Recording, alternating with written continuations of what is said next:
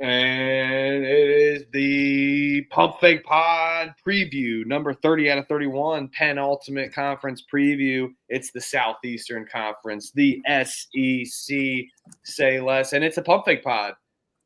I'm Michael_Huffer3 with my good friends and co-hosts at Stooley Picks, Trevor Vandenbosch Jones, and also Elliot Money at IM_Money. Elliot, Trevor, how are we doing? SEC, we're finally getting these previews done, and then we'll get the previews done. We'll have our future episode, and then we'll take a little time off until Sunday night for the big betting episode. How are we feeling, boys?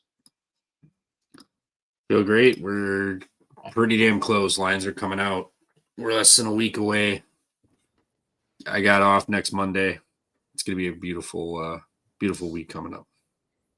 I have a half day on Monday, which gets me off at 11. So I will be watching Queens Winthrop, though. I do work from home. That's nice. Yeah, I do have a half day. I will not be sharing my nighttime activities until later, but you know what?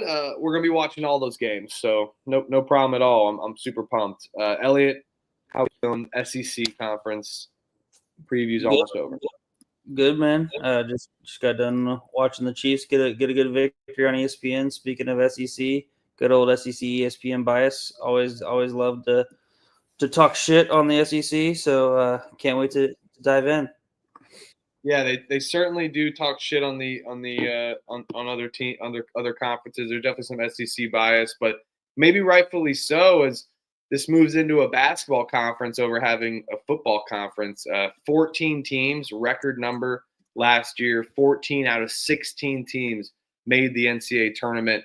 Unbelievable, top to bottom. This conference was fun. Teams that finished ninth, teams that finished sixth in the conference. They maybe were touching first place earlier in the season. So it was all over the place last year. You had good competitive basketball and a national championship.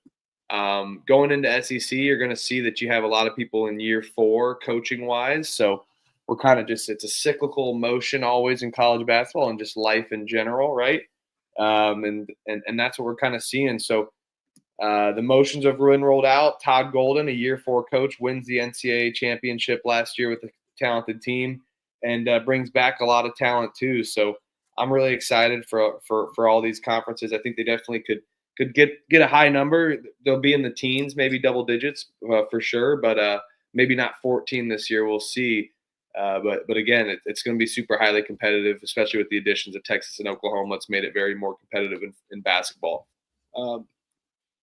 Any final thoughts on the SEC, guys? On the ACC? On the SEC, sorry. Oh, SEC. Okay, I was gonna say, yeah. No, it's gonna be fun. There's a lot of talent in this conference. I mean, obviously it's the SEC, but just the amount of talent that's sitting in this conference is insane. It's going to be great yet again. Yeah, I mean, Mr. Bracketology himself, Lenardi, he predicted in 14 of the 16 getting in this year.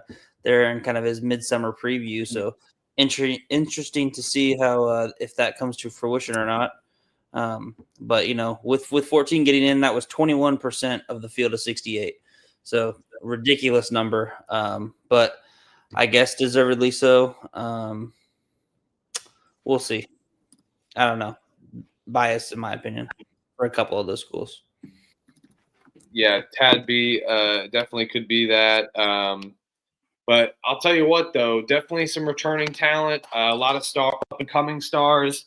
Sorry, guys, I'm dropping everything. As we've seen from the exhibition series and all these secret scrimmages, not so secret scrimmages, a lot of talent transferring over. Kentucky looked pretty good, beat Purdue. And then also, I can't remember the other one. Shoot, I'm blanking. But Tennessee, they got the job done as well.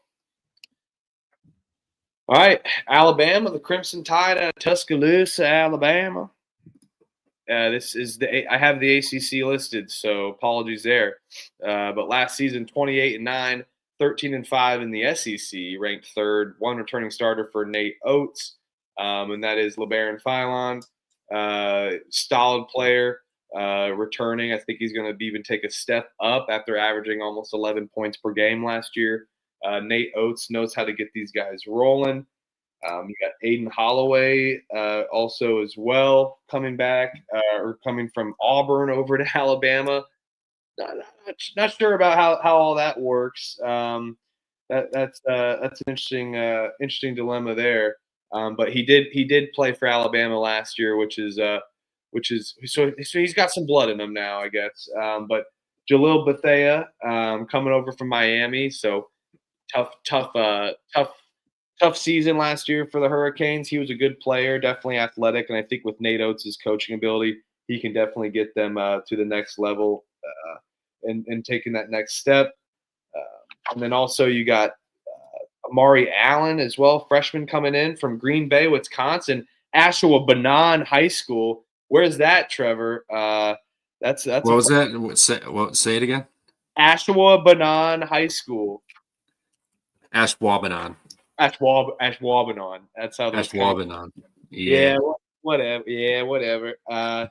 Whatever. But yeah, I mean, a good freshman class coming in for Nate Oates. I think he did a good job in the portal getting his type of guys in there. Super young and inexperienced a little bit, though. A lot of young guys outside of a few off the bench that are seniors, probably coming in, maybe some good reserves and role players. But really, your top guys are going to be a tad young, not really any seniors, but a great job coming in as well for all the freshmen that he brought in. So I'm not necessarily worried. Phylon withdrawing from the NBA draft. Nate Oates knows how to coach. He's going to get these guys running and gunning. We're going to see Alabama score 100 points, 90 points constantly. It's impressive year in and year out under Nate Oates' regime. And I guess one more player I'll shout out, Latrell White, right cell as well. No rhyme intended, who transferred from Cal State Fullerton, played with Alabama. Has some Alabama in his blood as well, some longevity under him for the Crimson Tide. I think is going to take a massive jump this season, and my wild card on being one of the star, if not the star player on that team. So yeah, I'm excited for Alabama. They're definitely going to be good and competitive, and definitely going to be competing for the SEC conference. But I don't know if they're going to win it. You'll have to see at the end of the episode. Yeah, Bama. Let me find them. Where you at? There you are. Okay, here we go. Okay, yeah. One returning starter, Nate's back. Lost Grant Nelson to Morier, Mark Sears, Youngblood, Diabate, Darian Reed, Stevenson. And then, yeah, Wrightsell and Phylon are back. Wrightsell's coming back from that Achilles. So at some point early in the season, he'll be back. What point early is, who knows? But that's what they say. They lost a lot of size, but they brought in a lot of size to replace it. So they didn't. They weren't lacking in that department. But I think on paper this team doesn't look as good. But being Nate Oates and the pedigree Alabama has and how they play, and having Wrightsell and Phylon back is going to be huge. I mean, returning your big man's one thing, but returning your star guard who can take over a game. And then you add a bunch of pieces alongside of them. I think they'll be fine. I don't know if they'll be as explosive as last year, but it's still a Nate Oates team. They're going to run and gun and put up points. So I like Alabama. I think they'll be fun, per usual, to watch. Just we'll see how this new talent and these freshmen kind of work in.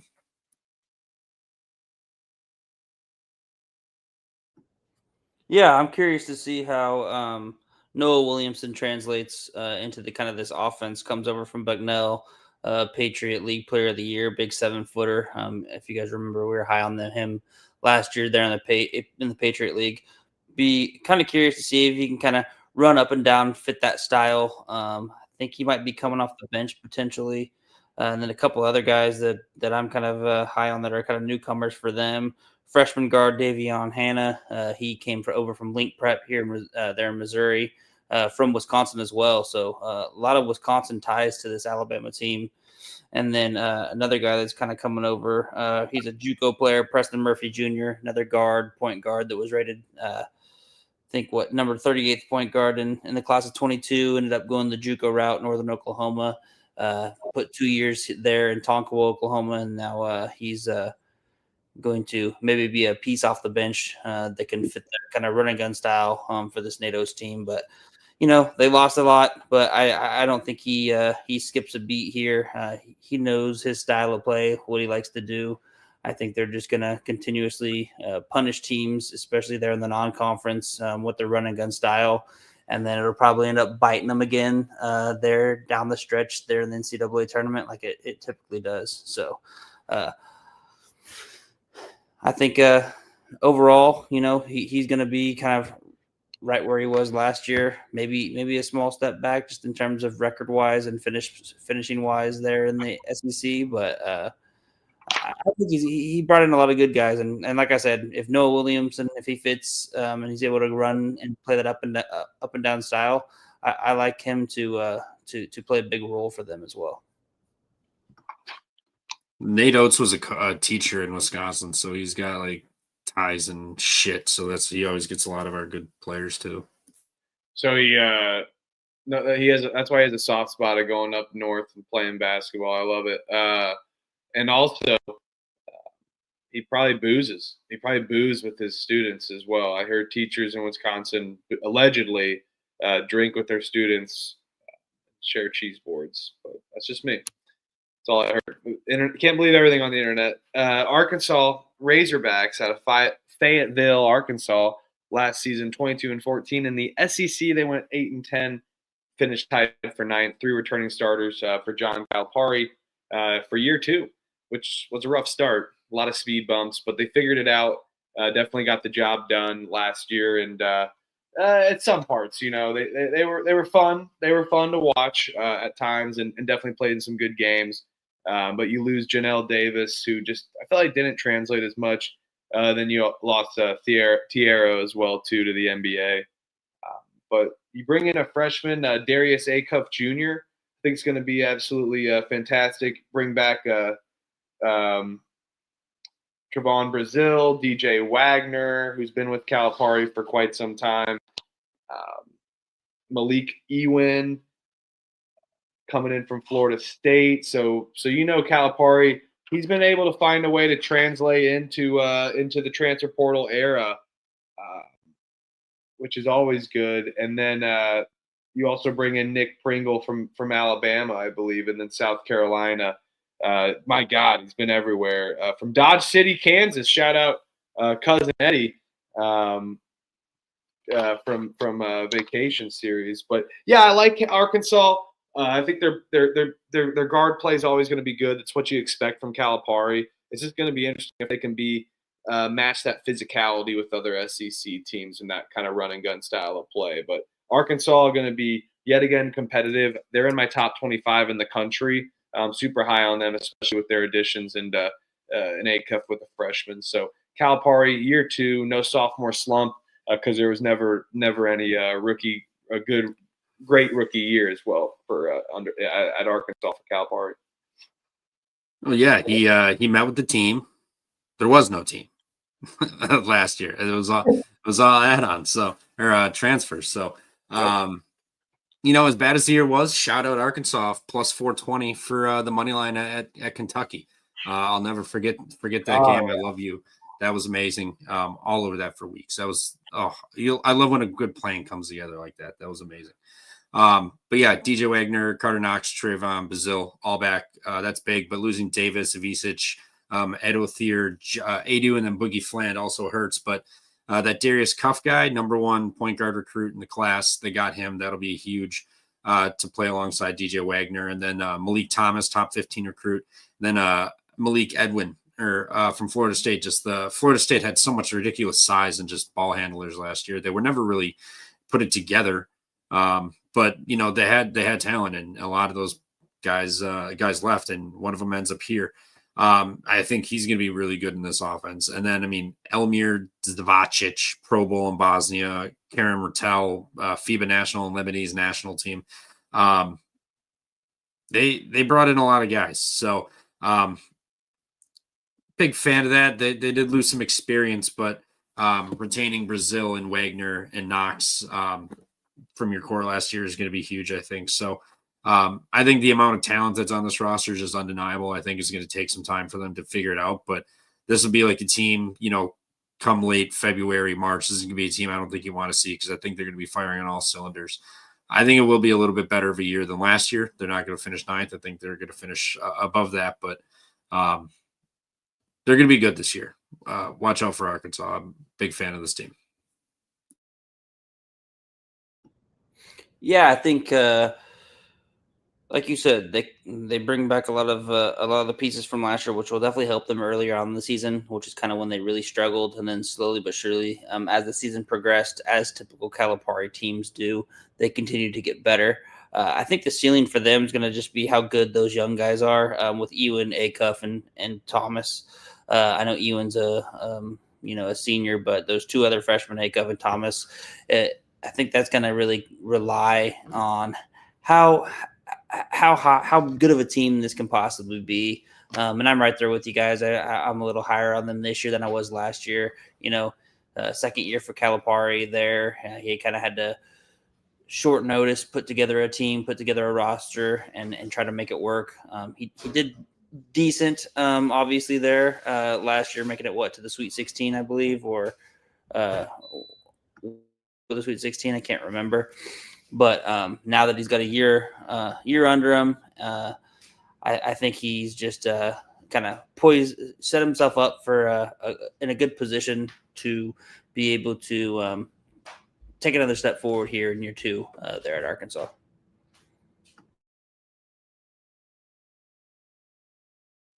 All right, yeah. Fellas are high on Tyson chicken nuggets.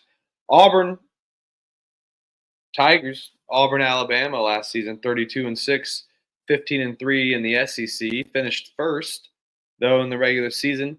0 returning starters, but they, of course, they made it to the Final Four last year. It was a great young run for Bruce Pearl. And then shocking news, Pump Fake Pod, we talked about it in our August episodes, talking about nothing. But there was something here. Because Bruce Pearl's son, Stephen Pearl's first year. A little nepotism maybe at stake, but he was under Bruce Pearl. It's a classic transition. It's a good succession plan. It's how it is in college basketball sometimes. But you lose John I. Broome, Chad Baker Mazzara, Miles Kelly, Denver. I mean, you lost the whole house in the kitchen sink as well. But you bring back Tahad Pettiford, who comes back for the NBA draft, still going to play under Stephen Pearl. He's going to be their main centerpiece, like he was a star last year for great guard play. You bring in Abdul Bashir as well too, who Bruce Pearl found from the JUCO era. Pearl knows talent and definitely know. I'm sure Stephen was at the helm there helping out, but. You lose a lot of size in the front court, a lot of rebounding for Auburn this year. So going to be more of a heavy guard play for little Pearl. But it could be a really good season. I think this is a team maybe that could be a little overranked at first. Maybe may see some hurdles, but at the end of the day, they're going to get it done in the SEC. We'll see how that transition goes with Stephen Pearl leading. I think that's going to be definitely a high, it'll definitely be a lot of presence, a lot of eyes on Auburn this year. In year one for Stephen Pearl, and many thought Bruce Pearl was going to go do Senate stuff or politics. I don't know what ended up happening there. I think we talked about it, but at the end of the day, Auburn's going to be good. And they're always going to kind of have that mindset of play fast, play physical, play hard, and run up tempo. And that's why I love the SEC lately. And Auburn's been a good definition of that. And I'm excited for Stephen Pearl to do that as well. So, yeah, of course I'm high on Auburn. I think there's going to be some speed bumps, though, at first, unfortunately. Yeah, I'm with you there. Where are you at, Auburn? I know you're right there. Right, there's my notes. All right, no starters. Stephen Pearl's in. He was an assistant on there, but they lost everybody, man. Chris Moore, Denver Jones, Cardwell, Hudson, John A. Broome, Pegues, Miles Kelly, Baker Mazzara. They lost everybody. Now you're going to bring in a new coach. Sure, some of the coaching staff probably stays, but new head coach, new philosophy. Excuse me, sorry, potentially. And just now you got an entirely new roster to start your Auburn endeavors in. Yeah, I mean, I don't think this team's going to be great, but I don't think they're going to be a bottom feeder team. I think Auburn's got too much pride in the jungle. Will win them some games, but I don't really see much success coming out of Auburn this year. I think they take a significant step back from what they have been the last year or two, and just dominating fashion in the SEC. So, yeah, not a fan of Auburn too much this year. Yeah, the one bright spot, and just returners wise, is Todd Pettiford choosing to stay rather than transferring out. It's always good when you have that starting point guard that is able to come back in a system that is going to basically remain the same under Bruce Pearl's son Steven. There, averaged 11.5 points, 3 assists last year. So I expect him to take a big jump forward this year, and I do like the pieces that they brought in. You mentioned Abdul Bashir. I was kind of hoping when they announced, or when Bruce Pearl announced that he was retiring and the players got a 30-day window to transfer, that Abdul Bashir would have teamed up with his brother Abdi Bashir, who's a K-State sharpshooter from Monmouth. So was wishful thinking there, was hoping that his brother would maybe come over and join us, but shows the respect that all those players had for Steven and the new coach Pearl there, for everybody to stay, even when they were given that 30-day window. They all chose to stay. So shows the respect and, the appreciation that they have with him at the helm. And I also like Keyshawn Hall, comes in from UCF. He's a guy that I got to watch up close and personal last year when I was down in Orlando. Really good kind of guard, shooting forward type of a guy, small forward-ish. Last year, UCF averaged almost 19 points a game, 7 rebounds. Kind of a guy that's going to be a scorer, and Auburn's going to look for him to score frequently and often.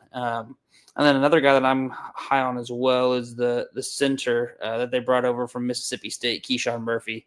I think, there's big void that they had to fill, losing Janai Broom. And I think they found a guy that maybe won't score it as well, but will be that defensive presence down low that they'll need there in the SEC. So look for Keyshawn Murphy to play a big factor for them as well.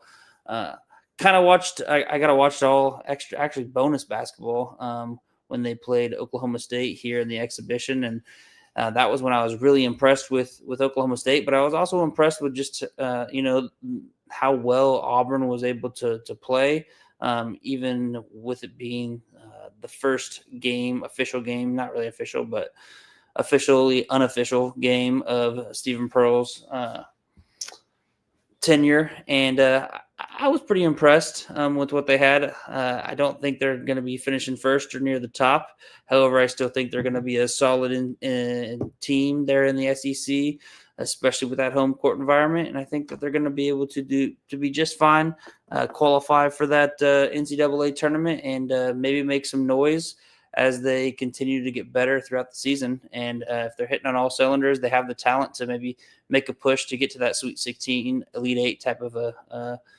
team. All right.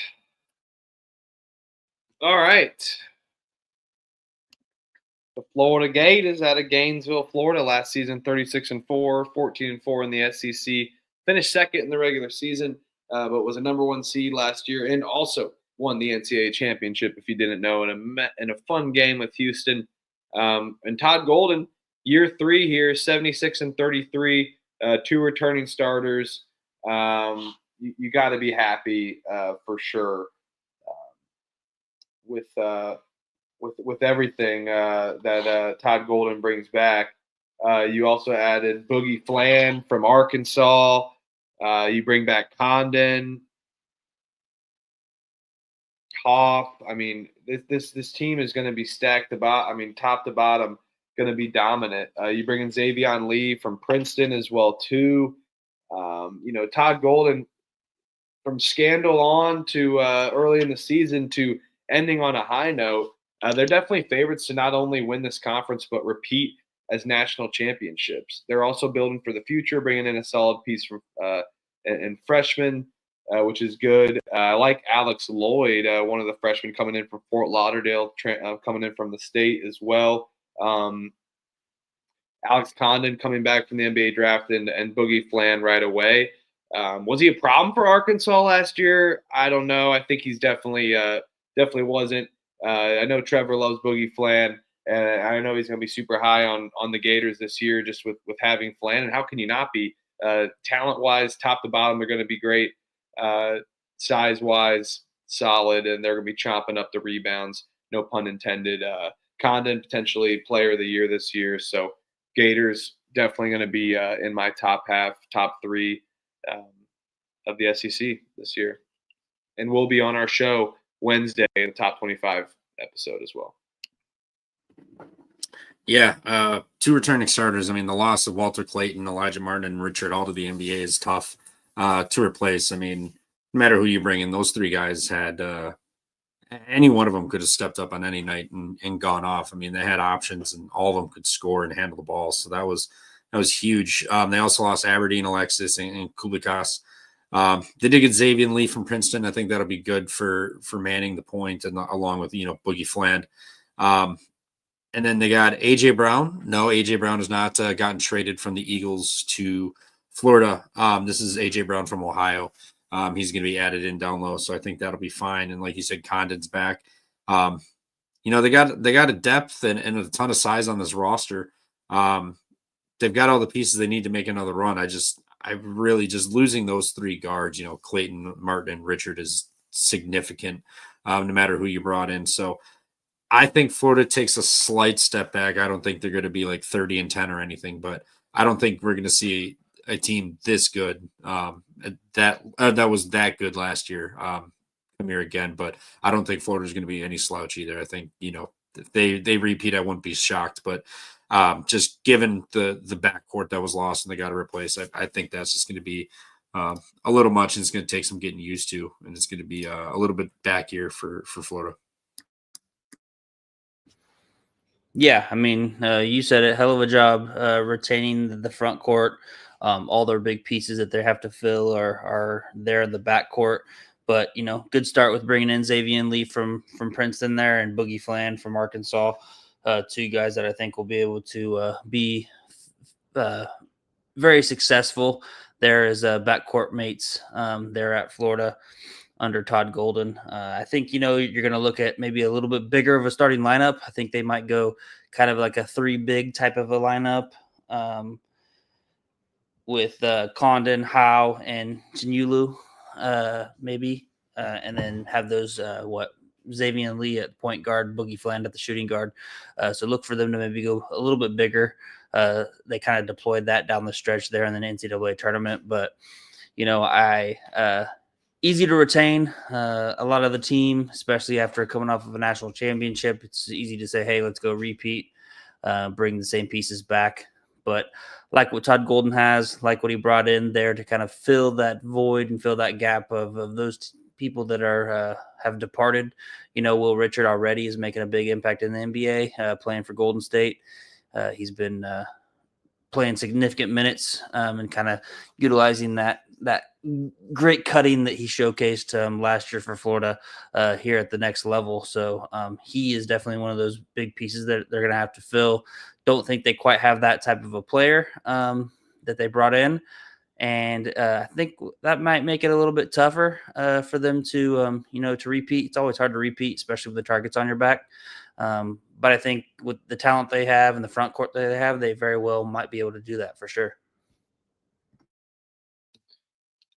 Yeah, it's always tough to repeat. When was the last repeat champions? Trivia question. UConn? Correct. Very easy question. And then before that, I believe it was Florida. Yeah, it was that. That's what I was thinking of. Yeah, 06, 07. Your team, Noah. Or 06, 07. No, I mean, yeah, I named that whole roster: Taurean Green, Joakim Noah, Corey Brewer, Al Horford, Lee Humphreys. Team was stacked with Billy Donovan. So yeah, maybe a potential back-to-back year. Where was the NCAA championship last year? The tournament? Is it at Houston, Houston? San I was Antonio. right. They won it. They San won it. Antonio, yeah. Won in Indy in '06, and then they won in Atlanta in '07. Sorry, no correlation there. But the Georgia Bulldogs, largest cocktail party, Athens, Georgia, against Florida last season, 20-13, 8-10, tied for ninth, 2 returning starters for Mike White, who's built this program back up as Tom Crean tried to. But shout out Tom Crean. I think Mike White's done a good job with the portal. He's done a good job transitioning into this new era, and he's been able to secure talent for Georgia. A lot of shooters on this team last year, and you definitely bring back some pieces that definitely could take it even some more jumps as well. I'm excited for what Georgia has to offer in their backcourt. They don't have as much size as some of these teams do in the front court, but Mike White does love the guard play.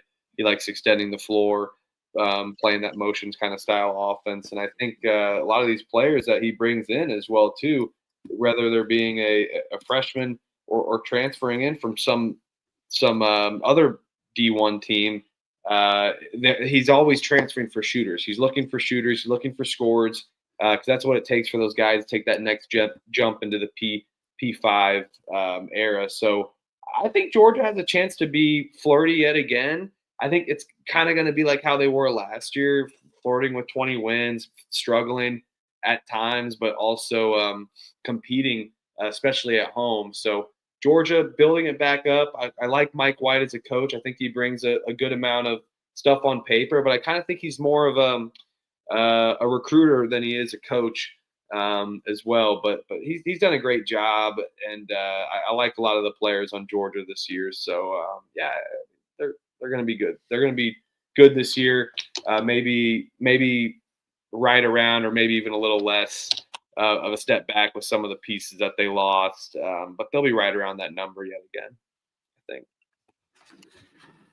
Yeah, I mean, 2 starters back. You add Jordan Ross from Mary's, Marcus Millender, who was really good at UTSA, Justin Bailey from Wofford, Jeremiah Wilkinson, and Kanan Catchings. They added some solid pieces. They, loss of Asa Newell and then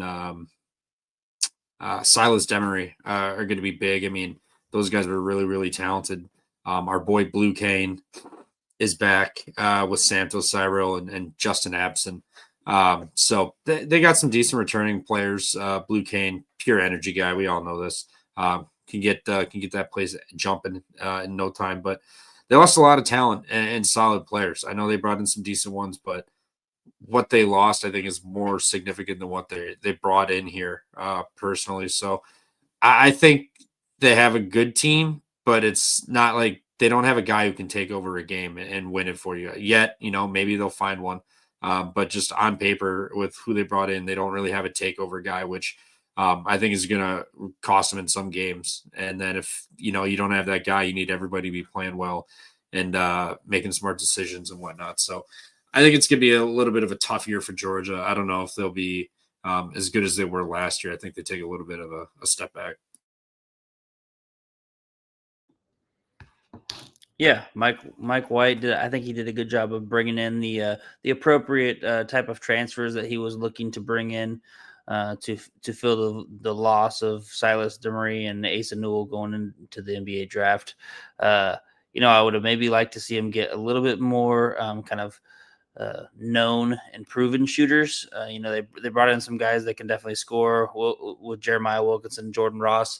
However, kind of their 3-point percentage isn't kind of what you would want, or what I would have thought that Mike White would have wanted, especially taking that next step up and coming, here at this next level here in the SEC, cream of the crop type of a conference. But I think that they're going to be similar to what they were last year. I think they're an NCAA tournament team. Don't think they're near the bottom of the conference. I think they're going to hover kind of right around this, maybe slightly take a step back and finish, 11th or 12th, maybe even 13th. But shoot, like we said, 14 to 16 got into the tournament. So if you can finish even at 11 or 12, you're putting yourself in good position to make the NCAA tournament. Yeah, they're right. You are definitely in this conference. It's a high possibility. Definitely a possibility for this team, Kentucky, the Wildcats, from Lexington, Kentucky.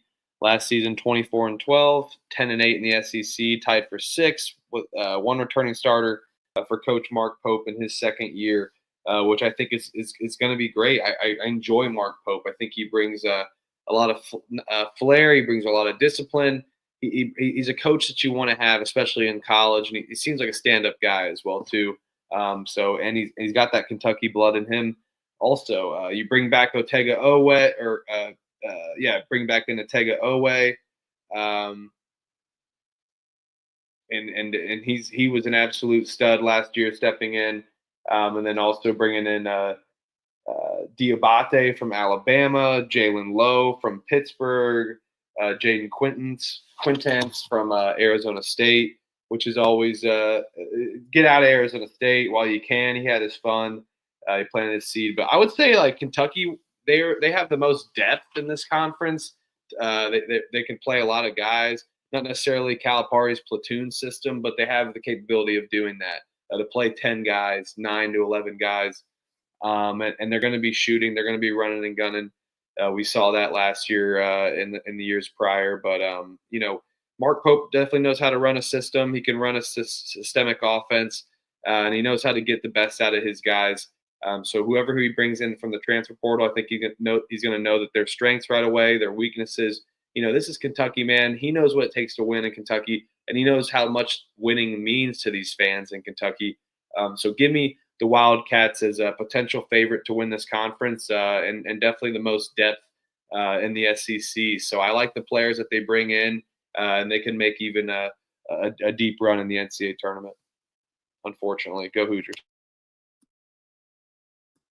Yeah, I'm with you. Unfortunately, I think Kentucky's going to be amazing this year. Only one returning starter, but you got Otega Oweh back, Jackson Robinson, Lamont Butler, Amari Williams, Kobe Brea, Kriisa, and Travis Perry all back. Really, really good pieces. Kriisa was hurt all year, so he didn't play. But the portal pieces they got were great. Jelon Lowe from Pitt, Aberdeen from Florida, Diabate from Bama, like you said, Quaintance. A lot of good freshmen too. They have a lot of pieces and talent on this roster. I think they're deep. What Mark Pope got out of Kentucky last year, and now getting it's way more talent, I think personally, in this portal, along with the depth and the experience is going to have. I think Kentucky's going to be a dangerous team this year. So I'm really high on Kentucky. I think it's unfortunately going to be a year we have to listen to Kentucky fans and take it for the most part. Yeah, I think Coach Pope's done a great job of utilizing his relationships both in the Big 12 and the SEC to kind of pull over these transfer pieces. You talked about Denzel Aberdeen from Florida coming over. You also talk about Mo Diabate coming over from Alabama. Then you mentioned Brandon Garrison, who he brings in from Oklahoma State, who he played against when he was the head coach at BYU. Same thing can be said with Jaden Quaintance at Arizona State. Just a caveat is just a reminder, Quaintance tore his ACL at the end of February.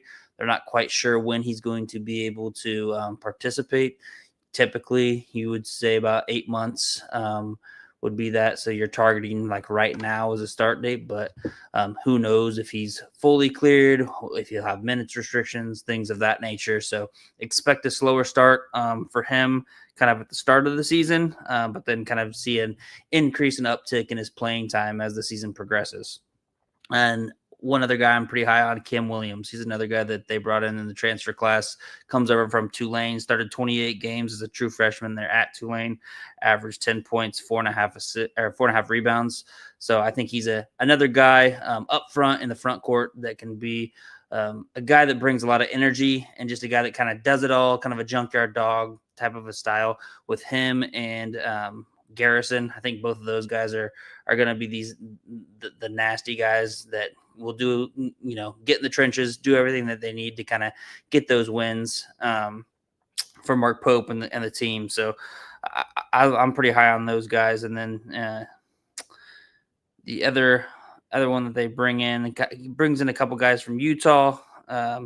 One being Colin Chandler, and then lastly brings in where's that guy? Reese Potter comes over from Miami of Ohio, another transfer who, didn't play too much, kind of a Lexington, Kentucky kid. So bring him back home. We'll see if he plays, but always cool to see Mark Pope able to bring in those players that are kind of born and raised there, give them a chance and kind of go from there. But yeah, I'm with you guys. Big Blue Nation's probably going to be loud and proud this year, rightfully so.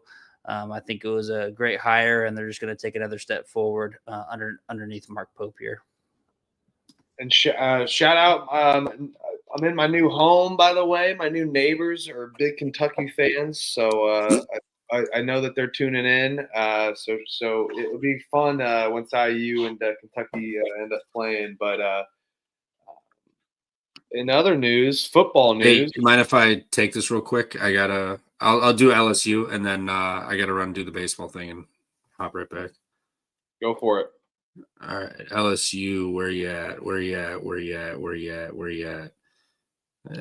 here you go. Yeah, one returning starter. But they brought in 3 players that are 6'8" or taller and signed a 6'11" freshman. So last year what killed them was they just had no protection at the rim.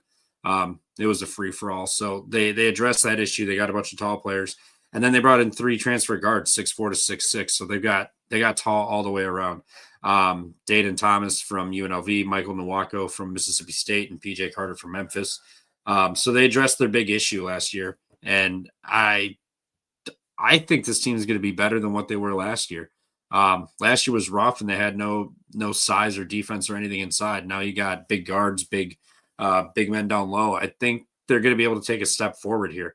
That was what killed them last year, and they plugged those holes, and they have talented guards that they brought in. So I'm fairly high on LSU. It is what it is, but I don't think they're going to contend, but I think they're definitely going to be better than they were last year. So I like LSU. I think they take a step forward, and things can only go up for LSU once you get rid of Brian Scissor-Lift Kelly. So shout out LSU basketball this year. Hopefully they take a step forward, and I don't look like an idiot for believing them, but you can't argue this team looks much better than last year's on paper. That's for damn sure. Yeah, but not hard at all. Elliot, I will be back. Peace. Go ahead, Elliot. Yeah, I think one of the big reasons why they struggled was they lost Jalen Reed to an ACL injury in his right knee there at the beginning of December last year. He was kind of their big paint presence there, 6'10", 245 pounds. So they were really missing him. He was averaging 11 points, 6.5 rebounds before he went down with injury. So I think getting him back and healthy is going to be key for them this year. The other guy that they returned, Robert Miller III, another 6'10", 240-pound guy in the paint. Those are kind of their 2 returners from last year's team. So then they kind of went into the portal to kind of get all of their backcourt mates. One with Deaton Thomas Jr. comes over from UNLV, averaged 15.5 points a game, shot at about 35% from the 3. Then you bring in another big man down low, kind of another intra-conference transfer coming over from Mississippi State, and Michael Nwako. Then you also bring in, this is the guy that I'm really, really high on for LSU, Markel Sutton.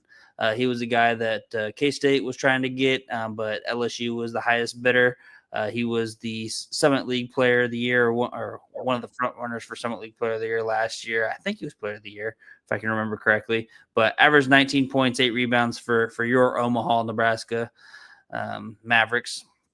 And I really like what, the versatility that he brings, not only with scoring, 6'8", tall, lanky kid, but he's super athletic, can play on the defensive side of the ball too as well. So look for him to make a mark as he takes a step forward here in the high major ranks. Then they also bring in Pablo Tamba from UC Davis and Rashad King from Northeastern, along with Max McKinnon coming in from Portland, and then PJ Carter, another guy that came over from Memphis who didn't really play much, but maybe will make a little impact here. So overall, I think, like Trevor was saying, I think they brought in, size, not only in the front court, but also in the back court as well. But I also think the biggest thing is just them retaining those two front court pieces, and especially getting Jalen Reed back from injury. I think that and the addition of Markel Sutton here is going to make them a lot better here in the SEC, and a lot more talented overall and more competitive. And I do expect for LSU to take a step forward and not finish 15th, just outside of the, they were one of the two teams here last year that weren't able to make it to the NCAA tournament. So look for them to maybe make a run and get in as one of those last teams in here in the SEC. Yeah, I think that's a good predictor. I think you guys are spot on. I mean, yeah, Jalen Reed, losing him, great point there of and whatnot. But yeah, I think I'm definitely excited for LSU to take a step up. I mean, they're super disappointing. I think they can be much better at home, and they lack that. I'm excited for Rashad King coming from Northeastern. I think he could be although he's coming from Northeastern, he could be a primetime player in the SEC. And I think Matt McMahon knows how physically dominating this league is, and that depth matters. And they bring in a couple more pieces that can score. And I think they have way more depth than they did last year, because they were a problem with Jalen Reed went down, and the season was pretty much over from then on out. But yes, things look up for LSU, not for Brian Kelly and their football team. The guy's a scumbag. All right, Mississippi State Bulldogs out of Starkville, Mississippi. Brandon Walker running down to see Texas's overtime game last season, 21-13, 8-10 in the SEC, one returning starter. For Chris Jans, 63-40, and he's entering his fourth year as well. I like Chris Jans. He's a great coach. The talent that he's had, been able to bring in, normally have been defensively stout, but this year was a little different. A lot of offense for Jans' team in Mississippi State. So who knows what kind of brings in for sure. But you do bring back Josh Hubbard.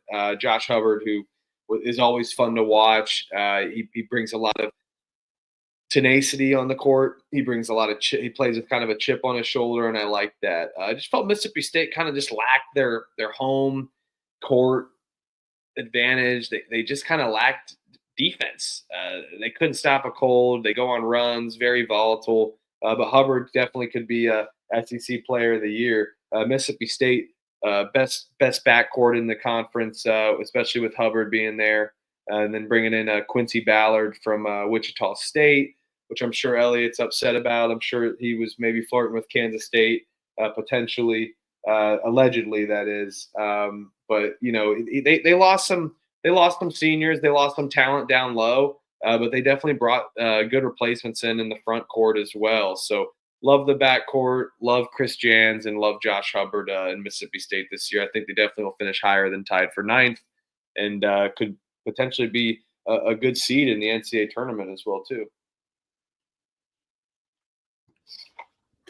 Yeah, I think, that a lot was on the shoulders of Josh Hubbard last year. They solely turned to him to get all the scoring done. And so Jans made it a point here in the portal to kind of get a backcourt mate for Josh Hubbard, and he did so in bringing in Jaden Epps, who comes over from Georgetown, averaged 13 points a game last year for Georgetown, shot about 34% from the three. And then I think he even found a 2A backcourt mate when he brought in Jabari McGee coming over from UAB as well. Another guy that shoots it pretty well, 41% from the three, averaged just over 11 points a game. And so kind of you got your one in Josh Hubbard, then you have a 2A and 2B in Epps and McGee. You also brought in Akor from Achor, I guess you should say. He comes in from K-State, got dismissed from the team due to some kind of off the court issues. Only played in about 4 or 5 games, but the year before he came over from Samford. And he was actually, really good at Samford, shot 45% from three, and kind of led the SoCon there in field goal percentage at about 58.5%. So he was a guy that I was really high on for K-State last year, and then it never really came to fruition. So maybe a little fresh start for him here at Mississippi State could definitely be good for him. And maybe he can get back to kind of his ways of being kind of that dominant kind of small forward presence like he was at Samford. I mean, he almost single-handedly led that miraculous comeback a couple years ago in the NCAA tournament against KU, where they almost capped off like an 18, 20-point comeback. But yeah, you brought up Quincy Ballard. I was disappointed because I wanted him to stay at Wichita State. But the money calls and money talks, and they were able to pull him over here. Averaged almost 10-10 last year at Wichita State. Big, tall, 7-footer, really good rim presence, really good rim protector. So, like I just said when we were talking about the team before with LSU bringing in Nwoko, coming over, Mississippi State losing him, transferring to LSU. They find a couple guys there to kind of take that spot. And then you mentioned Brandon Walker. Just thought it was funny that the basketball team, they bring in a Brandon Walker, comes over from Montana State, 6'8", 255-pound senior, averaged 15 points, 5 rebounds for Montana State last year. So just a kind of funny 360 full circle moment with them bringing in a Brandon Walker. No kidding. And Redman, yeah, cheers. Coming from the new house. Hopefully you guys see my podcast set up here sooner rather than later. You know how that goes. I gotta prioritize other things. We put a toilet in, a vanity in, caulk in it. Who knew I could do all that? Yeah, house party in November. Come hang out. Speaking of house party, Dennis Gates, he should be throwing one because he's a good coach. Columbia, Missouri last season, 22-11, 10-8, tied for 6th. 3 returning starters for Dennis Gates. You bring back almost 40% of minutes last year, which is unheard of in this new portal era as well. So, you bring Mark Mitchell, Anthony Robinson II, Trent Pierce, Jacob Cruz back. Good returners there. You also bring in Sebastian Mack from UCLA, Luke Northweather from Oklahoma, Javon Porter from Loyola Marymount. All 6'11" guys there mentioned outside of Sebastian Mack, of course. So Missouri brought in the length. They brought in that size and girth, ready to fight down low. Dennis Gates knows that it's a high it's an efficient conference, but it also has a lot of usage. It has a lot of I can't even think. Possessions, tons of possessions, some turnovers, of course, but a lot of shots up. They get a lot of shots up per possession in this conference, more so than others, and take decent control of the ball. And I think Dennis Gates knows that he can win down low in this conference. So he went for size, bringing in Northweather and Javon Porter, and then Sean Phillips Jr., a 7-footer from Arizona State. So depth and size, could be playing some tall ball at the 4 and 5, and then some decent guard play, bringing in Mack as well also. So, and then with their experience, Missouri should be a favorite to be good in this conference, but probably, talent-wise, they're going to be around this top 5 era. Maybe not winning the conference, but definitely competing and winning some games. They're good at home, and I trust Dennis Gates as a coach to get them to their another NCAA tournament appearance. Yeah, I watched them play. There was a late night exhibition game, Missouri versus K-State on Friday night. It started at 9 p.m., which was super late. Don't really know why it was that late, but I watched that whole game. I think K-State ended up losing by 6 or 8. I can't remember, but one of the guys that really stood out to me was Anthony Robinson. You had mentioned him as a returner, averaged 9 points a game last year. But he kind of took his game to a whole new level. I think he scored over 20 points. I know it's hard to, you don't want to over-exaggerate just one kind of an outlier of just one exhibition game. But I think I think they're looking for him to maybe have taken that step forward and to be more of that scoring guard that they need from him. So kind of look out for him this year. But I do like, Javon Porter, the Porter name is kind of royalty there in Missouri. Michael Porter Jr. played at Mizzou as well as Jonte, so watch out for the gambling scandals there. And then his dad, Javon's dad, was actually an assistant under Kwanzaa Martin before Dennis Gates got there. So the Porter name is known there in Missouri. So I think he'll feel just at home coming back and playing for Mizzou after being at Loyola Marymount. And I really like Sean Phillips Jr. I think he's another guy that was 7-footer, really physical, was able to hold his own there in the Big 12 in another physical conference. And I think that the transfer into the SEC will translate very well, and look to him to be able to make an immediate impact both on the offense and defensive end as well. The last guy I'll mention too is Jaden Stone. They bring in him. He comes in from West Virginia, sat out last year due to an injury, but the year before that, he was at Detroit Mercy, averaged 21 points a game. So a high-level scorer at a low major. However, if he can be able to translate that here at the high major ranks and, score the ball, it's always nice, especially in a style and philosophy that Gates has of just that run and gun up-tempo, high power, high octane offense. He could be a guy that puts up significant numbers as well. So I like I definitely like Missouri. I liked what I saw in that exhibition game against K-State. Came away impressed with both teams, actually. And so, I see maybe Missouri finishing. If they finish tied 6th, or around the same, I wouldn't be surprised. But I would be surprised if they finished any lower than what they finished last year.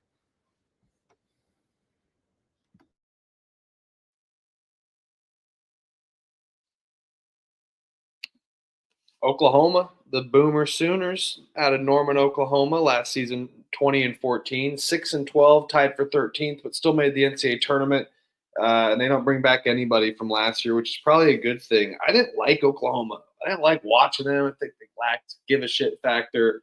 And I didn't care for this Porter Moser team, who normally does have that. But talent-wise, they definitely worked out and brought in some great transfer pieces, and if not one of the better transfer portal classes in the country. You bring in Xavier Brown, Darian Reed, Nigel Pack as well from Miami, and then Tay Davis also. So, Tay Davis coming from Notre Dame, Nigel Pack. I know you got some things to say about him potentially. You also bring in some decent freshmen as well. So I'm excited about Oklahoma. I think they definitely this is one of Porter Moser's more talented teams. But for some reason he hasn't been able to win in the SEC, and I think that it's just really been hard NIL wise in basketball for Oklahoma. So they should be in the Big 12. It's a fucking joke, but I don't.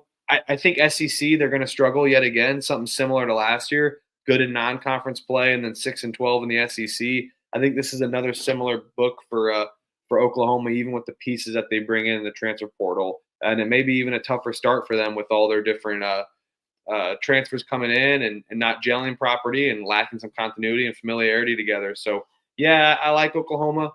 But in the SEC, I think they could definitely struggle as well. Yeah, I was actually kind of surprised when I was doing my research on Oklahoma and just saw that they had brought in Nigel Pack. It seems like forever ago that he was at K-State, and he was kind of I'll say he was the what would you say, the founding father of the NIL. He was one of the first guys that left the college for another college knowingly for a lot of money. Ended up signing an $800,000 NIL deal at Miami. And that's what kind of strayed him away from K-State. And this was kind of right at the very, very start of the portal era.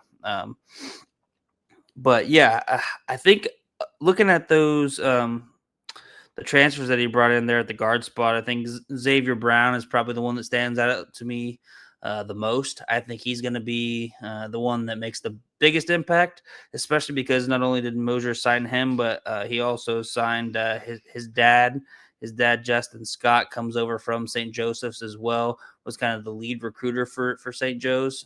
So I think Xavier Brown's going to be right at home, having his father on the coaching staff as well. He showed that he was comfortable with having his dad there on the staff at St. Joe. Now he comes over and they're going to kind of rinse, wash, and repeat and do the same thing there at OU. The one thing that I'm curious to see is just how some of those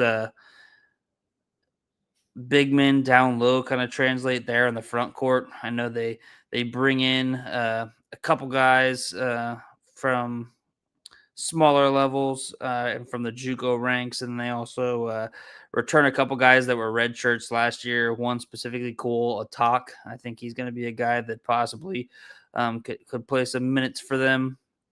And then Kai Rogers is another guy who comes in from Wisconsin, 6'10" center, 4-star recruit. Curious to see if he's going to be able to, make an immediate impact here in the SEC. But, like you said, the SEC is a totally different beast. I would expect them to maybe start out pretty hot like they did last year. If everybody remembers, they started out very hot. They were one of those kind of surprise teams that, not very many people thought that they would start out as well as they did. And then you saw once it came to the SEC play, they really kind of struggled and then kind of hung on there at the very end, and were kind of one of those last 8 in. But yeah, I like Oklahoma. I agree. They should still be in the Big 12. I'm not the biggest Porter Moser fan, but we'll see. We'll see. Good coach at Loyola. Ole Miss, the running Rebels with his translucent mustache there. Oxford, Mississippi last season, 24-12, 10-8 in the SEC. One returning starter for Chris Beard, who's built this program up and done pretty nice. I think they could definitely get back to the NCAA tournament. They went to the Sweet 16 with Sean Padua as well too. You bring back Malik Dia as well, which is always nice. Some returning starter. You bring in James Scott from Louisville, Augusto Casilla from Butler, Corey Chess from LSU, so interconference there. And then AJ Storr from Wisconsin, a good old Trevor native there. So Beard did a good job recruiting in the portal. He loves his guards. He's going to focus on the guards yet again. And he's done a great job at bringing in talent. So even with me being kind of questionable on Ole Miss, they're definitely going to take a step back, I think, from last year. But they should be able to get potentially back to the NCAA tournament with this roster that Beard brought in. But like I said, even with me being a little weary on Ole Miss, Beard's done a good job with his talent and focusing on the right guards leading his offense. So not worried about his offense. I think his coaching focuses on defense as well. So there's strengths on both sides of the ball. And Ole Miss will be flirty yet again, but maybe just a slight step back this year. In the SEC, they're pitiful on the road in the road environment for the running Rebels, so it could be an issue yet again this year come SEC time. But one of the hotter teams to start off last year in the non-conference, and then going into the SEC, still making the NCAA tournament. So yeah, I think it'll be interesting seeing how this team translates into the Southeastern Conference with this new roster. Yeah, he likes his guards, and he had to definitely bring in a lot of those guards from the transfer portal with just losing Padula, like you said, and losing Jalen Murray as well. You had mentioned a few of them.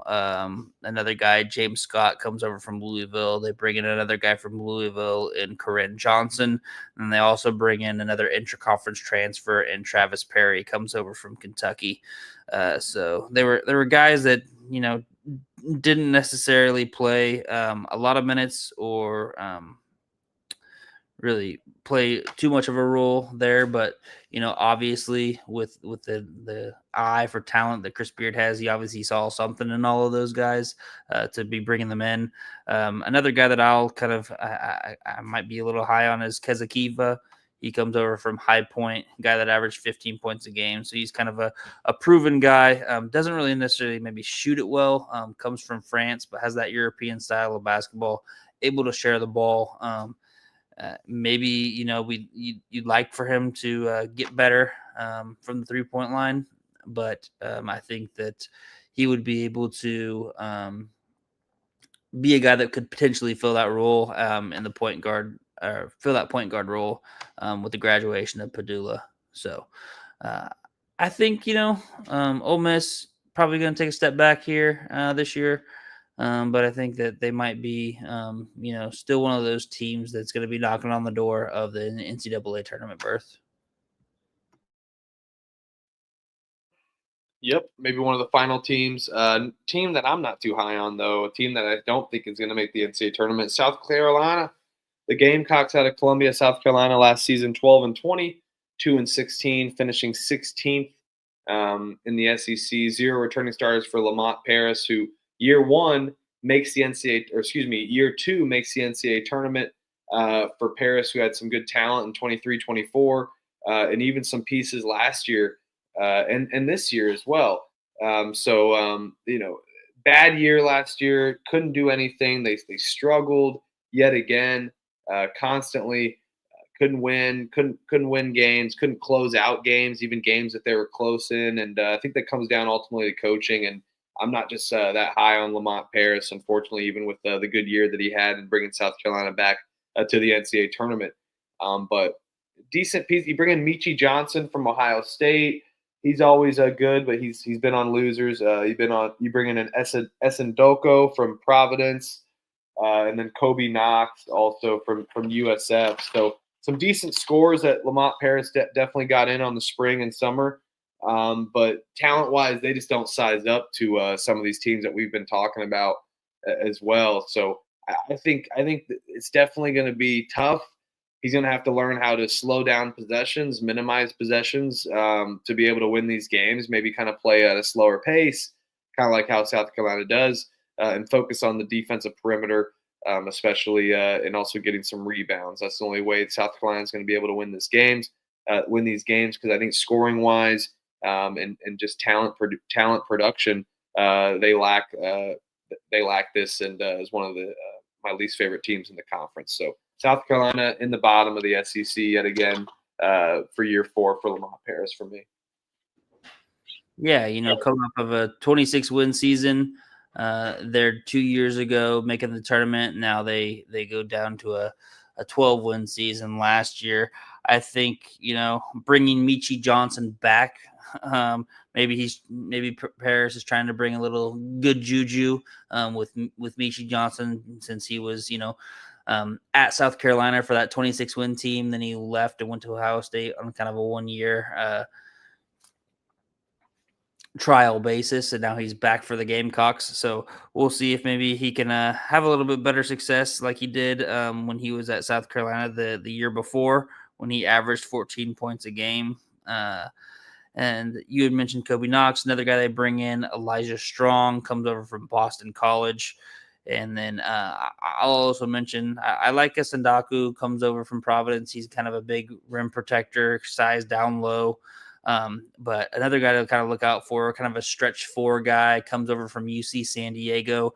Nordin Kapic started 33 of 34 games for them last year. He's a guy that's obviously a proven winner with UC San Diego going 30-5 last year, averaged 11 points, 5 rebounds for him. So I think he could potentially be one of those guys that kind of is slotted in at that 4 spot there for the Gamecocks from the start. And then another guy to watch out for, freshman Eli Ellis. He's a guard that I've watched a lot of highlights on, and I've been very impressed with his ability to handle the ball and attack the rim, even with his short stature. I think he's around 6 foot. So expect him to maybe, I know he impressed over the summer, so he might be one of those guys that can help out at the point guard role. So just a name to kind of look out for with Eli Ellis. But we'll see. Maybe the good juju of bringing back Michi Johnson will return them to a 20-win season. I don't necessarily see it, but But maybe bringing in some of that good juju will be able to have a little bit better season than that 2-16 record that they had last year and finish in last place there in the SEC.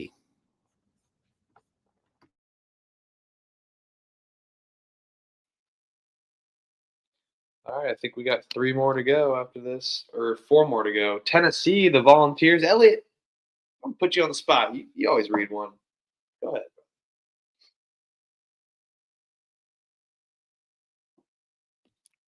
You're on mute, Trevor. Tennessee Volunteers out of Knoxville, Tennessee. Last season, 30-8 under Rick Barnes in his 10th year. Rick Barnes overall 232 and 109 last year in the SEC. Finished 12-6, good, tied for 4th. They bring in one starter, and this year will be Rick Barnes' 11th year at the helm. I mean, we know what we're going to get. Rick Barnes, a good regular season team, high on it in March, and then just kind of blunders. But I think we know what the Rick Barnes experience has been. But he does get that lifetime contract with Tennessee as well, Elliot, which I think was rather interesting. So just 4 returning players, though, for Tennessee. So he had to go into the portal, and he did a good job. But he did make it to the Elite Eight. Was short of his Final Four run like he had with TJ Ford, which was all the way back in 2003. So it's been tough for Barnes in Tennessee in March. Yeah, for sure. And you're going to have to replace a lot of the scoring with Chaz Lanier. Losing Chaz Lanier, losing Jemai Meshach, Zakai Ziegler. That's another guy that's going to be one of those guys that you're going to definitely miss, being that point guard that who they've relied upon for the last several years. And then they lost to Cameron Carr, who I'm pretty high on this year. He's going to be one of those guys for Baylor now that to look out for. So disappointing, I think, for Rick Barnes that he lost him to Baylor, but they do bring in several key guys.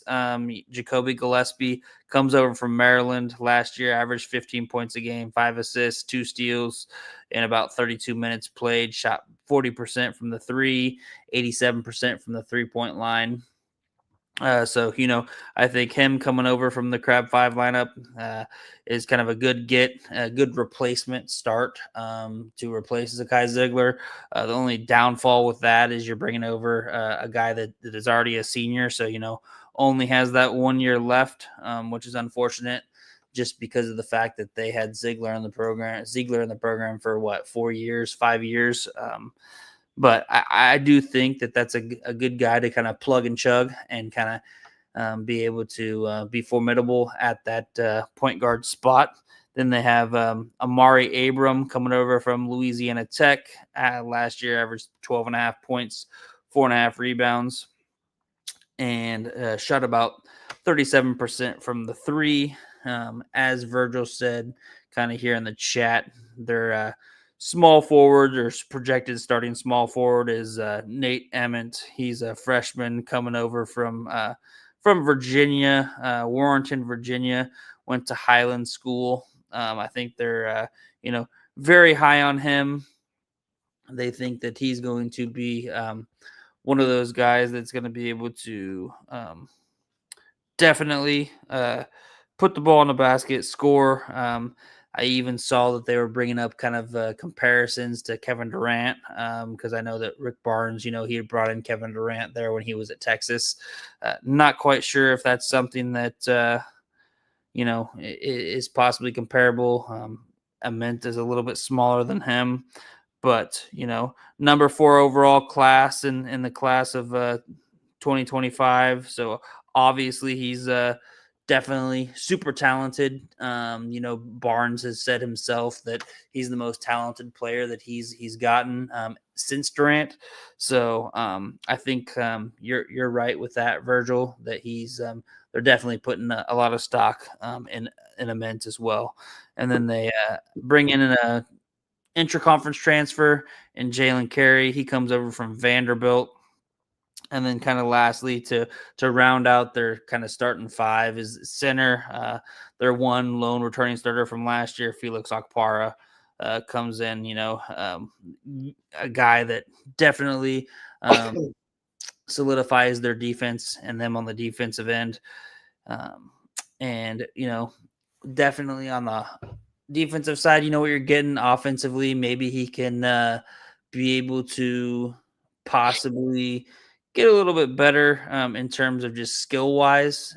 He's an obvious lob threat, super athletic, but if he could have maybe gained a couple moves to make him just a little bit more of an offensive threat down low, I think that'll be well for him and for Tennessee as a whole. So overall, I think, Rick Barnes has done a good job in bringing in some pieces that to fill the void of those that they lost. I think it's always going to be hard when you lose a point guard that you've relied upon for the last 4 years, but I do think Gillespie will be able to get the job done there. Yeah, I love Jacoby Gillespie. He's a solid shooter. He's gonna do it. Be just fine, and he has some physicality on defense, being able to play both sides of the ball. Watching him last year, so I like Gillespie. You said it best. No further actions from me. Texas Longhorns out of Austin, Texas, last season 19-16 with Rodney Terry, 6-12 in the SEC. Two returning starters, and you bring in Sean Miller, who has a loyalty issue. Hey, Sean Miller comes right in, gets to get a job right at Texas, and Rodney Terry's out of a job as well after his stint at Texas. So don't know if it's a little gap year or whatnot. But Sean Miller brings in solid talent, I think, and you can always expect him to be a well-coached team now going into the SEC. You bring in Cameron Heide from Purdue. You also bring in Jordan Pope from Oregon State. You kind of lose a lot of pieces last year with Trey Johnson, Kaluma not coming back. But it's a whole new season. Tremont Mark from Arkansas, Dalen Swain coming over from Xavier with Sean Miller. So I think that they actually have some decent amount of depth that can compete in March. And I trust Sean Miller to be able to get the job done and understand how to win, even for a first year in a new conference. So he's been all over Pac-12, Big East, now to the ACC. He's got to be able to get the job done, but his sweat, his tears, whatever on the sideline, his FBI case, it just hasn't been able to get there and translate in March. Another orange team that just can't win in March. So yes, I like Texas. I think they bring in some solid shooters and some solid guard play, but they're going to lack size down low in the front court. But I trust the Sean Miller coach team as much as I'll give him shit. He does a good job at winning in the regular season and getting things done. So I think he's going to be able to be a wild card, and Texas will be definitely improved more so than last year with Rodney Terry. Yeah, I mean, losing Rodney Terry's a plus, you could say, especially against Sean Miller. But yeah, losing Johnson, Kaluma, Shedrick, Julian Larry, Presley, Pryor. They lost a lot of guys this offseason, so that's going to be tough to replace. I mean, Jordan Pope's a good get. Tremont Mark's great. Heide, and some of these Xavier players, and then Volkaitis, they've gotten some talent and some pieces to replace it. But now you got a new coaching staff coming in. You got basically a new roster. I know you have 2 returning starters, but you lost a lot of production from last year. Now got everything is basically new coming in. So I think they need a lot to go right to have like a fantastic season. But Sean Miller's a good coach. I don't think it'll be a bad season at all. I mean, they've got some talent and some experience on here. It's just imagine of how are they going to click with Sean Miller and in this new system. So Sean Miller's going to win a few games based on his coaching. I mean, he's a great coach. He'll scheme some stuff up and just work his voodoo magic and win some games. But I think Texas will be all right. I think they'll be better than last year, but I don't think they're going to be like contending to win the SEC or anything this year. Yeah, I think a big piece in question and possible answer to that front court is Vokia Titus, 7-footer coming in from FAU. Sean Miller had originally recruited him to Xavier, but he ended up choosing FAU. So big, tall, 7-footer from Lithuania, 10 points, 5 rebounds a game, shot 68% from the floor. So if he's able to take that next step forward and be a formidable big man here in the SEC, maybe they can fill a little bit of that question mark that they have there. Not often do you see two returning starters come back on a team that has a first year head coach, and in terms of that, with it being Jordan Pope and Tremont Mark, two guys, a point guard and shooting guard that are, experienced veterans there at Texas. I think Tremont Mark's even in his 6th year. He's kind of played a little bit all over. Was at Houston, went to Arkansas. Now he's been at Texas for a couple years. And then Jordan Pope, obviously, before Texas, was at Oregon State. Was kind of on those really good Oregon State teams. I think he was a freshman, maybe I think a freshman when they made that run to that Elite Eight when they eventually lost to Loyola Chicago, if I remember correctly. But pretty impressive that he's able to keep those two guys on the returning, those two guys back, even though he's coming into Texas. And then he brings over Dalen Swain and Lucinia Traore from Xavier. So two guys that were starters for him. So, you look at it, he's got a good amount of experience, a couple guys, yes, within a system, but also good experience just there at the college level as well. You had mentioned Camden Heidi as well, Trev.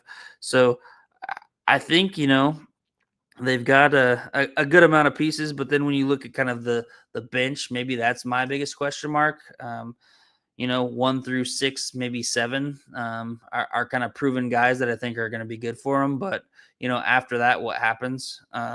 If some guy goes down for an injury, do they have the depth to kind of still compete in a very talented SEC? So we'll see. And like I said, I think Vocatitis is kind of the wild card. If he can be really good for them, they can maybe be a lot better than what people are expecting. So I think, we'll see what happens in year 1 with Sean Miller here at Texas, but I do expect Texas to continue to get better under the helm of Sean Miller. Redman, thanks for tuning in. We start earlier on Sunday, so and potentially Wednesday as well. But yeah, Virgil, good shout out. Bases loaded. This World Series game has been fantastic. Texas A&M, the Aggies, College Station, Texas, Colt Town. Last season, 23-11, 11-7 in the excuse me, in the ACC for Buzz Williams. His team, 0 returning starters as you bring in Bucky McMillan, coming in from Samford, excuse me.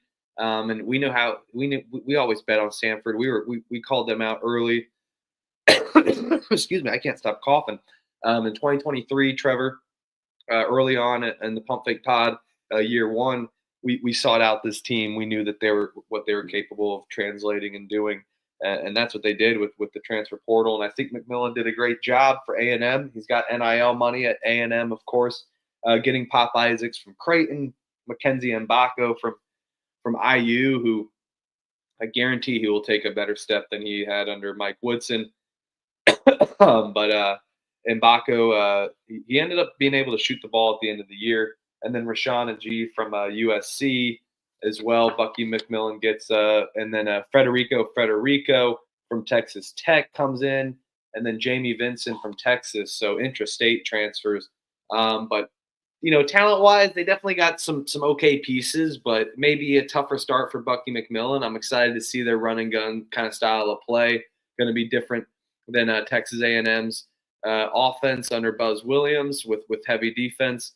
But I'm excited for A&M and definitely what the opportunity lies ahead for Bucky McMillan. I think he's got a great chance to be a great coach in the SEC and college basketball itself. And A&M's a good school for some Bucky ball and getting some cash as well if you're Bucky McMillan and that oil money. So give me A&M to to be a step back year one with Bucky, transferring into a P5 conference. It's always an adjustment. We saw that with Steve Lutz in Oklahoma State, but I'm a little higher on Oklahoma State, and I think we will be definitely higher on them in our 2026 conference preview for A&M. But yeah, talent-wise, definitely doesn't stack up. But I'm excited to see the future of A&M basketball and Bucky McMillan at the school. Who knows? Maybe beginner luck for year one. This team could finish 11th in the conference and still make the NCAA tournament. Yeah. Sorry, I gotta find my notes here for A&M. Yeah, no returning starter, but they did the 20th ranked portal class. So what McMillan and company got in the portal, they actually got a lot of talented pieces. 13 new players, an entirely new roster. I think he brings one guy over from Samford, I believe. I could be wrong. It could be zero. I mean, you got Isaac Mbako, Marcus Hill, Shakari Lane, Holloway, Riley Griffin, Federico.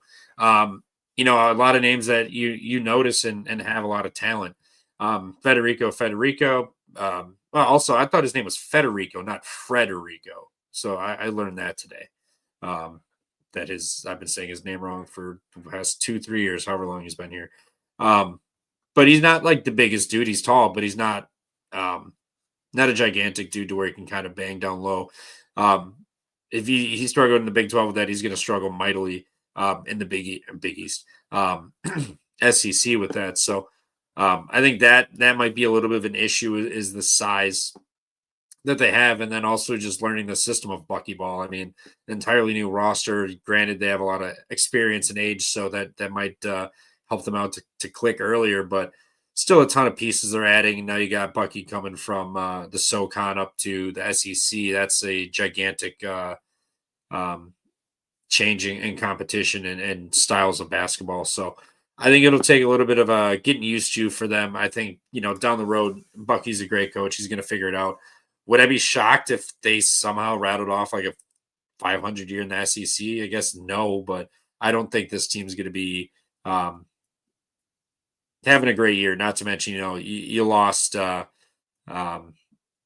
was his name last year? Well, I mean, get new coach and everything, but still, they lost talent on the A&M team. Now it's an entirely new roster and coaching staff. I think it takes some time to figure out, but I don't think Bucky is going to be hanging at the bottom of the SEC for very long. I think within the next couple of years they'll be contenders for sure, given his pedigree.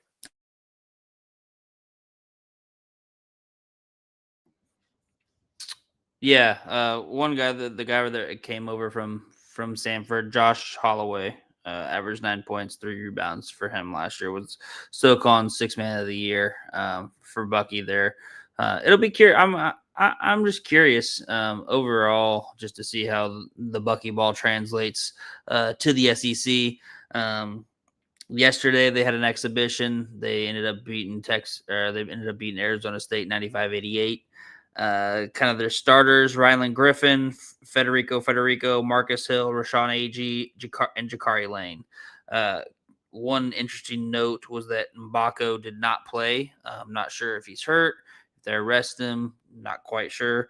But he didn't see any minutes. And I got arrested at a Taco Bell like he did his first week at IU as well. So yeah, not quite sure what exactly happened, but he's not there.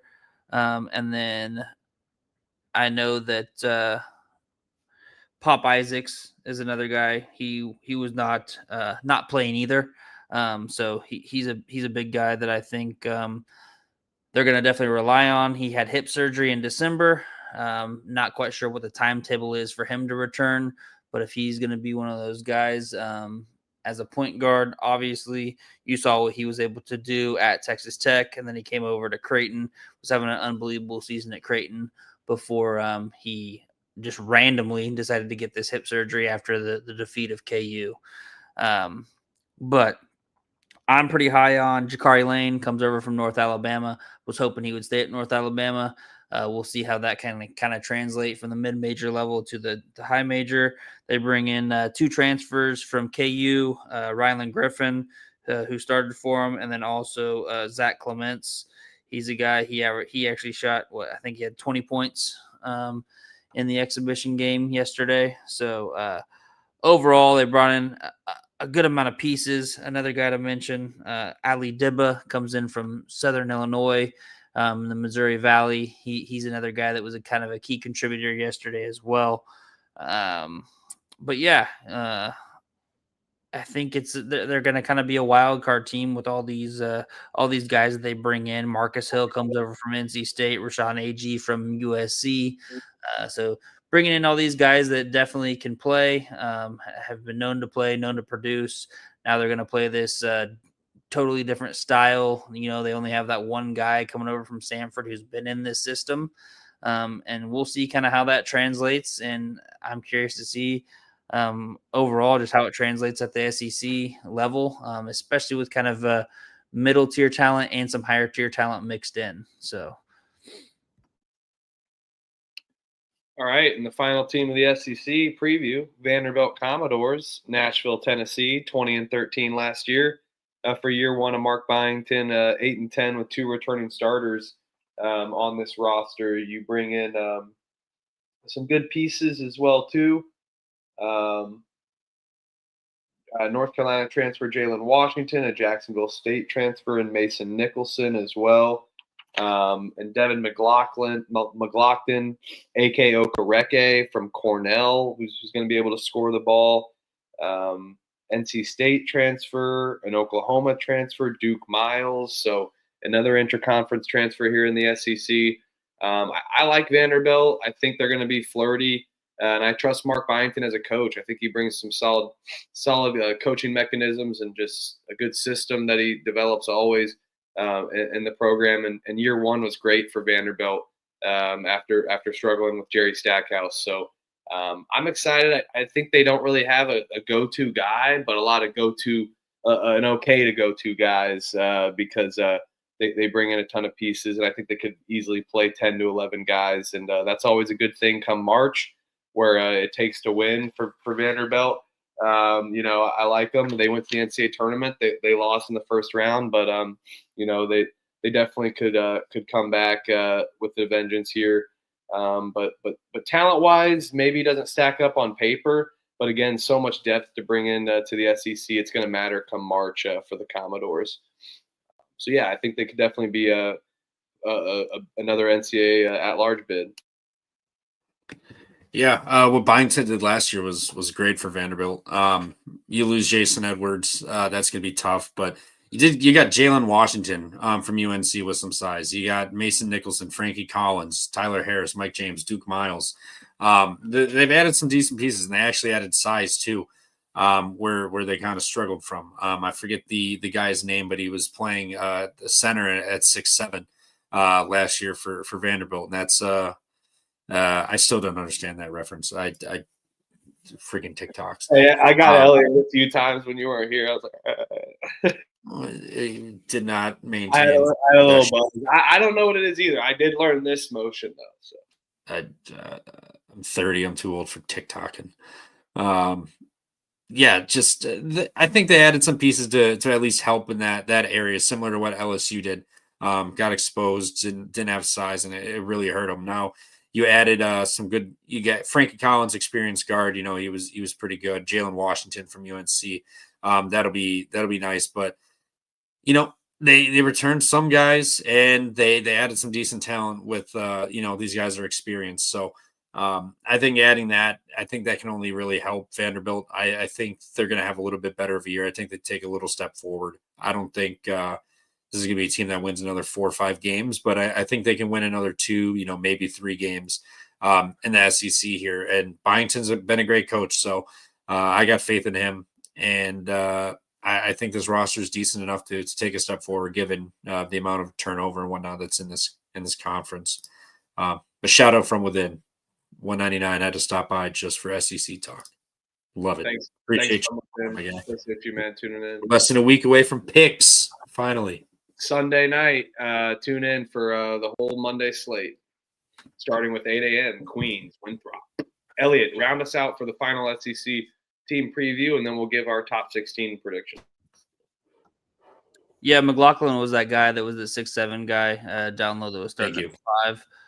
Trev. But so I think the addition of Jalen Washington and Mason Nicholson, like you guys have said, is going to allow for McLaughlin to slide back down to that 4 and maybe even 3 spot at sometimes, which I think is going to significantly help Vandy here. I think that they brought in the right pieces. The guy that I'm kind of high on is Frankie Collins, kind of a veteran point guard, 6'2", senior, comes over from TCU. Average 11 points, 4.5 rebounds, 4.5 assists there at TCU. I think him paired with Tyler Tanner, who was a kind of took over some of the point guard duties last year. They're going to kind of be backcourt mates and kind of take over and tag team that point guard spot. So I look forward to kind of seeing what Collins can do there at Vanderbilt. And then another guy, Tyler Harris, he transferred over from Washington. This is why I think maybe McLaughlin can be able to even move down to the 3 possibly, and they can go a little bit bigger because Tyler Harris, he's 6'8", averaged 12 points, 5 rebounds, shot almost 50% from the 3. I think that they can kind of fit him in kind of at that 3-4 spot and kind of be interchangeable with him, McLaughlin, and then either Jalen Washington or Mason Nicholson. So I think that they definitely figured out what to do from the size aspect. Obviously, it's going to be tough with replacing Jason Edwards, transferring over to Providence. But I think they brought in the right pieces there to do so, especially getting some veteran leadership, some veteran experience. And, we saw what Mark Byington did there in his first year at Vanderbilt. And I do think that he'll take another step forward here in his second year at the helm for the Commodores. Joel, thanks for asking. Sometime we're going to do 10 Eastern, most likely 10 Eastern on Sunday. So if you have to tune in late, apologies. But Sunday, 10 Eastern, it looks like 11 Eastern on Monday, November 3rd, and then 10 Eastern on Tuesday, November 4th. So we'll be kind of all over, but always around that 10 to 11 Eastern time slot, maybe even a little before. But sometimes lines don't come out right away. So, but that's the SEC preview, all of our teams, and our penultimate conference preview as well. So let's get into the fun part. Top 16. Make sure to write them down. All of our predictions are on our Twitter at PumpFakePod. If you're still tuning in, make sure to like and subscribe, and tell your friends to like and subscribe. We're so close to 1.5K subscribers. It's been a fun ride with you guys, and we want to continue this momentum into the 25-26 season. So we are the Pump Fake Pod. Make sure to hit that like button, smash that crap. All right, let's see what goes on in the SEC. We're kind of high on them. I think it's definitely going to be around 9 to 12 teams, potentially 9 to 11. But I know my 16th team in the SEC, and that's going to be South Carolina, the Gamecocks, 16th. Yep, South Carolina.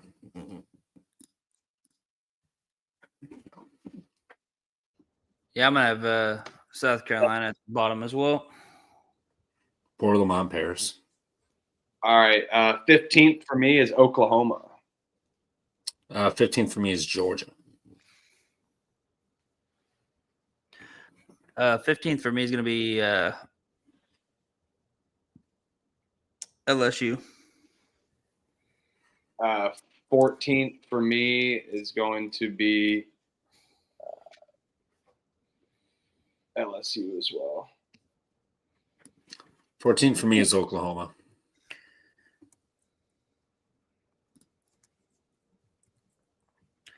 $14th for me is going to be Georgia. 13th for me is Georgia. 13th for me is A&M. A&M for me. 12th for me is A&M also. 12 LSU. 12 Oklahoma. 11 is Vandy. 11 is Texas. 11 for me is going to be Ole Miss. 10 for me is Texas. 10 Vandy. 10 for me is going to be Auburn.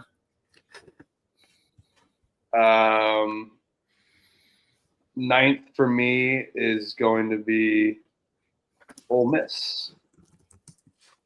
Are we on 9? Ole Miss. 9 for me, Vanderbilt. 8 for me is Auburn. 8 for me is Mississippi State.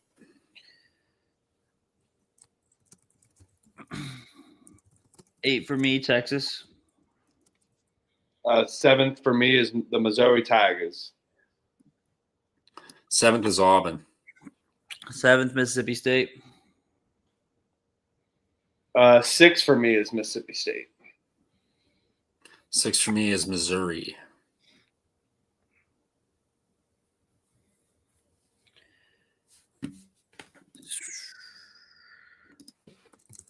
I'm going 6 Missouri as well. 5th for me is Alabama. Roll Tide. 5th for me is Arkansas. 5th for me is going to be Alabama. 4th for me is Arkansas. 4th for me is Alabama. 4th for me, Arkansas as well. 3rd for me will be the University of Tennessee, the Volunteers. They'll lose in March, first round. 3rd for me is Tennessee also. 3rd for me is Kentucky. Number 2 for me is Kentucky. Number 2 for me is Florida.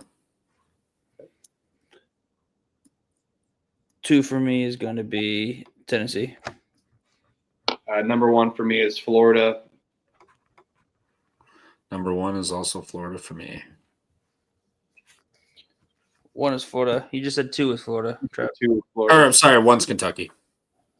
Yeah, I like that. All right, top 16 for me: Florida, UK, UT, Arkansas, Bama, Mississippi State, Mizzou, Auburn, Ole M, Texas, Vandy, A&M, UGA, LSU, Oklahoma, and South Carolina. Top to bottom: Kentucky, Florida, Tennessee, Bama, Arkansas, Missouri, Auburn, Mississippi State, Ole Miss, Vanderbilt, Texas, LSU, A&M, Oklahoma, Georgia, and South Carolina. Yeah, I've got number 1 Florida, number 2 Tennessee, 3 Kentucky, 4 Arkansas, 5 Alabama, 6 Missouri, 7 Mississippi State, 8 Texas, 9 Vanderbilt, 10 Auburn, 11 Ole Miss, 12 Oklahoma, 13 Texas A&M, 14 Georgia, 15 LSU, and 16 South Carolina. All right. This is the SEC preview. This is the Pump Fake Pod. Tomorrow we got the Big Ten Conference at 11 Eastern. And then also on Wednesday, a little before 11 Eastern on 10:45, we're doing our traditional, it's always tradition, preseason, the Pump Fake Pod to do our top 25. Elliot has not done one since he came on late last year. Glad to have him. So he'll be doing his inaugural cherry popping of the top 25 program. That'll be on at 10:45 Eastern, and we'll be giving out futures and unveiling a new segment on the Pump Fake Pod as well too for our futures episode. And then on Sunday at 10 Eastern, 9 Central. Sunday, November 2nd, tune into our first mega betting show. We're so pumped up for it. It's finally here. We got some big things planned for the Pump Fake Pod, keeping this train rolling. You guys are the motivation. Thanks so much in the chat for tuning in. Elliot, Trevor, any final words before our final preview tomorrow and getting on to the bets? No, excited for the final one. Been a grind, and then excited to talk futures and lines, hopefully.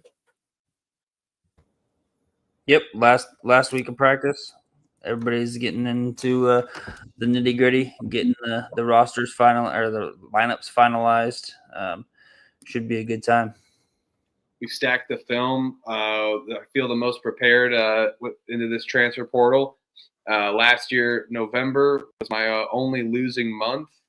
It was rough. It was a rough start, but we climbed out of it. We all ended up about 150 plus units amongst the three of us. So it's a long-term game. It's always some volatility in November. We'll be talking about betting strategies, of course. This is the Pump Fake Pod. Appreciate you guys in the chat. Thanks so much from within for that donation. Virgil, Redman, Ken Hat, you guys are awesome. Thanks so much again. Sana, Appreciate it. Appreciate all you guys. Thanks, everyone. Peace and love. Tools.